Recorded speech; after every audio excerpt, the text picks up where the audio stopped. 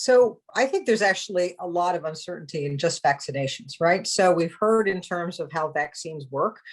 Putting it a different way, our bodies are smart enough that if we have a foreign agent, we say, okay, we're going to get rid of that. And we're able with vaccines that we're able to give people something to sort of say, this thing, when you see it next time, get rid of it, right? And so we take advantage in terms of how the body works, in terms of being safe. Recognize that that's, sort of not something that you'd come across every day in terms of understanding sort of immunology and how the body works. So it's obtuse. It's not very accessible for a lot of folks.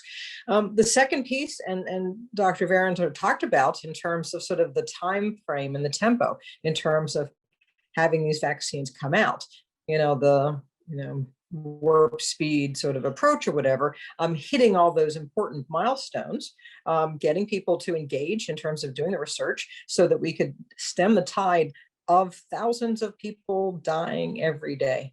There's always been sort of concerns in terms of vaccines. You're experimenting on me. I don't want to be a guinea pig. Those things are long lasting because there were, prior to rights for individuals who collaborated with us to engage in terms of research, there were bad acts before rules were put in place of sort of not doing that. And so we have to sort of acknowledge that as we move forward and have these conversations so we can stem the tide in terms of these deaths.